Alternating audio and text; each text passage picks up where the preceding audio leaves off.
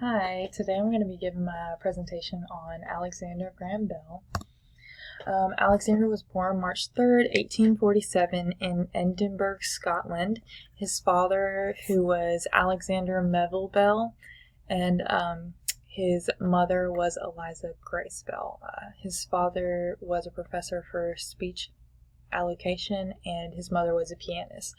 He had two brothers. His brothers were Melville James and Edward Charles Bell. They both passed when he was in his 20s from tuberculosis.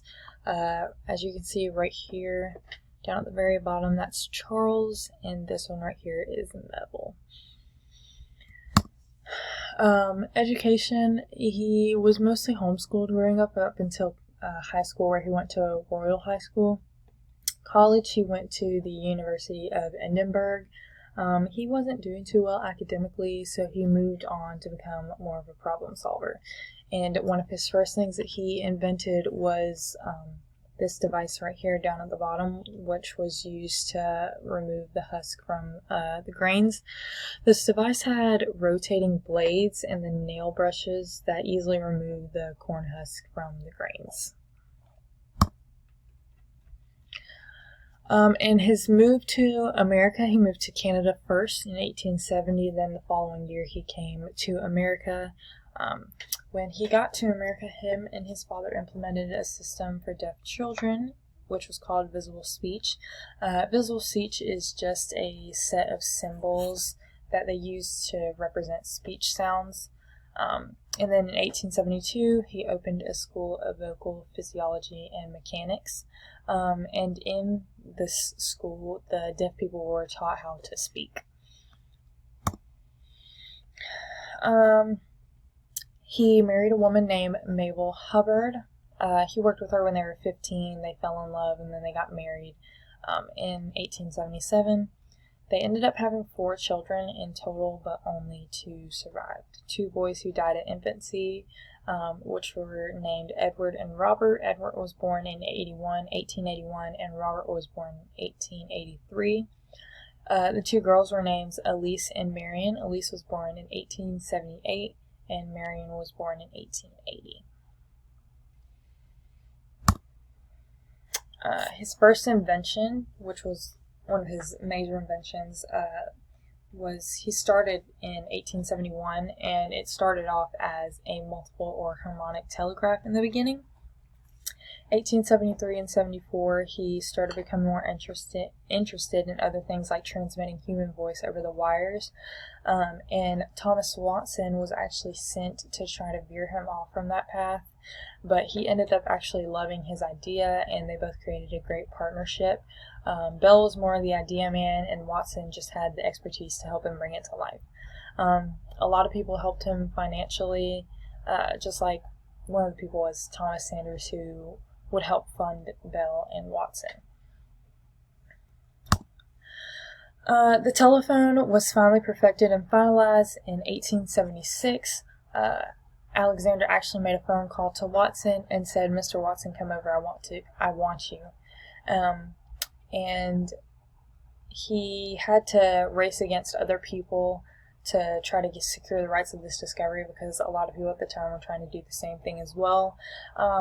And finally, his telephone company was organized July 9th in 1877, so they finally got it up and running. And that same year, him and his wife traveled to Europe to demonstrate the telephone, but when he got back into the States, he had to go to Washington, D.C. because he had so many lawsuits for this discovery.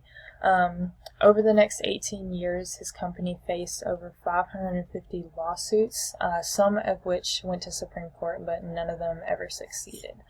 And beyond the lawsuits, his company still grew even more and more. And by 1877 and 1886, between those times, over 150,000 people in the U.S. had telephones. Also, down here at the bottom, I put a video of, it's a Geico commercial with Alexander Graham Bell. He's in this theater, he answers the phone, he says ahoy, and that's actually how he wanted people to pick up the phone back then, but as you can see now, that's not how anyone answers the phone. Next, he one of his other discoveries and accomplishments was the silver dart and the hydrofoils. He started becoming interested in flight in around the 1890s, and he started with the tetrahedral kite, which you can see down here. There's a picture of the kite right there. And in 1907, he formed an association with Glenn Curtis and a few other associations put together, and they created the Silver Dart. The Silver Dart was also the first powered aircraft to fly in Canada. He then later started working on the hydrofoils and set the world record speeds for the hydrofoil. The boat world record speed was 70.86 miles per hour, or 61.58 knots, which is really cool. Right here you can see this is the plain Silver Dart, and then right here is the hydrofoil. Other inventions that he made were the metal detector. The metal detector he made because he thought he could develop a device that could find a bullet to try to save a president's life, and this president was James Garfield. He also created the photophone, and on June 3rd, 1880, this device was used to transmit sound on a beam of light. It worked by projecting voice through an instrument towards a mirror. And as you can see, this is the metal detector, and then right here, this is the photophone. He also invented the graphophone. Not necessarily invented, he just made more improvements on it. It was first made by Edison in 1877, also known as the phonograph, but in 1879, him and his apprentice Tainter decided to make improvements on it, and it was developed for the interest in recording and producing sound. And one of the last things he made was the audiometer. In 1879, he made it to see how well a person can hear, and when he did this, the units were measured in decibels. And as you can pick up, he kind of did a lot of stuff that had to do with like audios and stuff, because both his mom was partially deaf and his wife was also deaf, so I mean, as you can tell, make connections. A lot of the stuff that he did was hearing. Some of his other accomplishments is in 1880 he established the Volta Laboratory in Washington, D.C.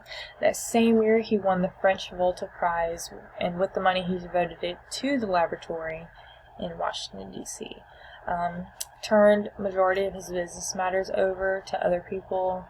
He was the president of National Geographic Society. He also founded the Science magazine, and he helped make their journal one of the most popular, which is pretty cool. In 1980, he continued his family work, and again, he was doing more stuff with deaf people, like children, other people, and teaching speech to the deaf. He died on August 2nd, 1922. He was 75 years old when he died in his home in Canada. In tribute to his death, they shut down the entire phone system for 1 minute. And most people are saying that the cause of death was said to be complications from diabetes. And another thing I thought was cool is they had a few stamps with him on it, like this one's from Canada, and I saw a few more as well. Alright, and that is it. And there's my works cited page.